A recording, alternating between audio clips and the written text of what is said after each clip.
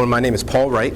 I'm the president and chief strategy officer of Mediavix Incorporated. We are a brand relationship management company formed back in October of 2009, although the idea for it's been percolating for a number of years between me and my partner. Basically what we do is we help brands of any size, largely in the media and entertainment industries, at least at this point, do two things: to be able to manage and measure their brand relationships. We officially formed the company in October of 2009, although we kind of began the aggressive genesis of the company back in March of 2009. However, the real seeds of this started probably back in 2005, 2006 with my business partner, who's the real tech brains of all of this. As we were just talking about a lot of things back then. At that point, I was running a radio monitoring company here in the Philadelphia region called Media Guide. We said, well, you know what, there's definitely a connection somewhere between all of this content that people are exposed to on the radio, which is where I was doing at the time, and what they're then doing online. Do they hear something on college radio and say, you know what, I want to download that online because they don't want to maybe buy it from iTunes or something like that? And there's a connection to be made there, and that led us to the larger discussion of, well, we know that connection is there. We used each of our data to kind of prove that out, and then we said, well, that type of kind of cross-media connection isn't going to go down, it's going to go up. The more tools and services and applications that grow over the time, it's just going to cause more and more connection between what a person does here and maybe what the output or the effect is over here. So how can we show that, and how can we, more importantly, let media and entertainment businesses leverage that for their own business? And it was that kind of core business, that core problem set, that led to Mediavix, which was use an open framework to be able to allow multiple connections in order to see what's going on in A and how it affects B. And that's really kind of was the genesis. And then we figured out, how can you make money from it? After we figured out that business problem at the end of the day.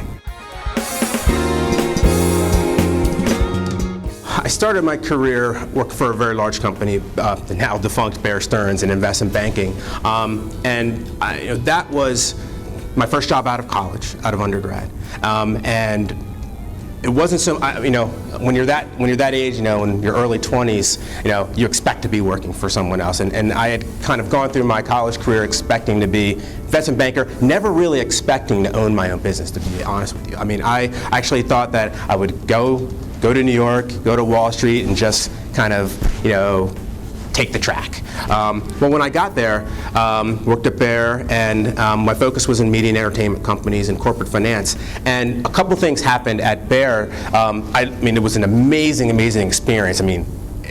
You're working 120 hours a week, I know, as a junior investment banker, but the exposure that you get to business leaders at all levels kind of far exceeds your age. And so I was exposed at a very young age, very early in my career, to men and women who had either built businesses or were in the process of building businesses, and that really translated an idea in their head into this great value proposition, enough so now that they're coming to a bank like Bear Stearns in order to continue to grow that business. And what sparked in me was, I'm sitting there with my financial models and everything, and looking at the numbers and talking to the management, and talking to doing different types of transactions, both debt and equity.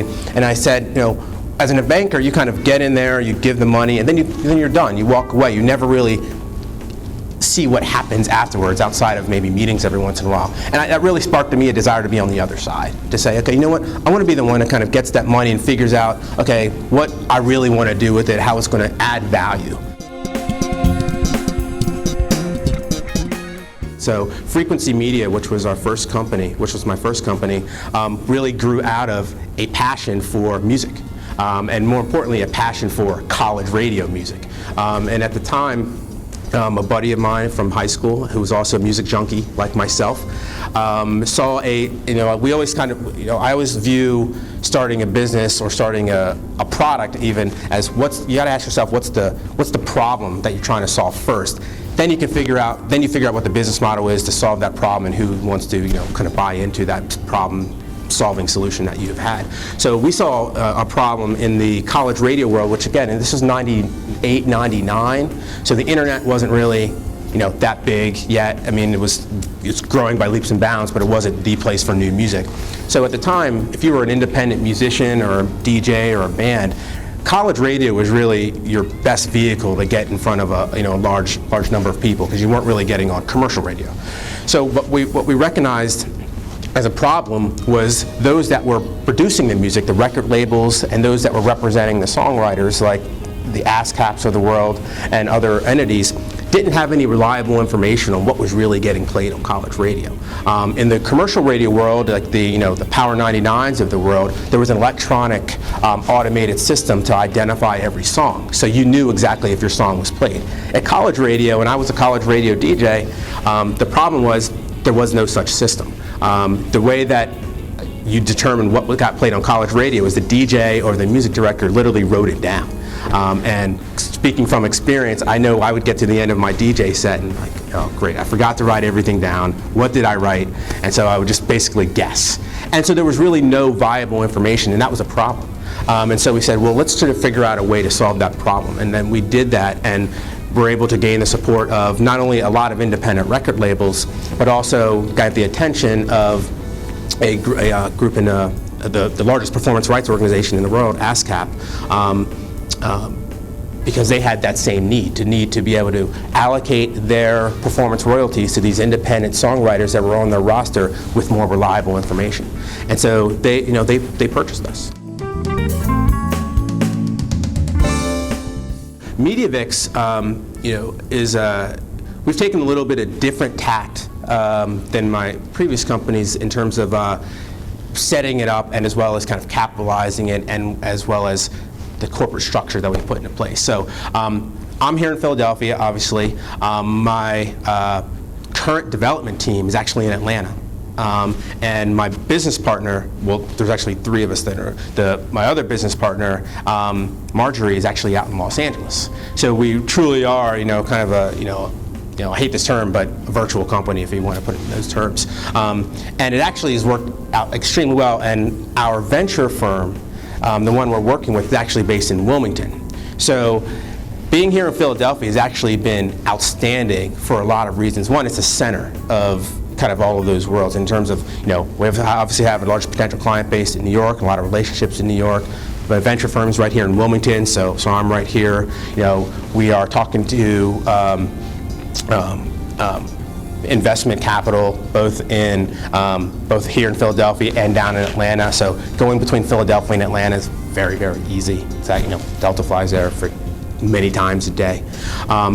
And so as we're now at a point where we're starting to need to bring in some more bodies and things like that, the pool of talent here in Philadelphia and the startup community is very, very tight, and that is great because I've been able to make kind of a few calls and be connected with, oh, you should talk to this person, go have lunch with this person, or go have coffee with this person, and just everyone's very open and accommodating to all of our various needs, because every company has different needs. And for Mediavix in particular, that type of comfort here, which is really where we'll start to build a lot of more of the operational aspects of the company as we start to bring on developers and project managers and things like that. They'll largely be here.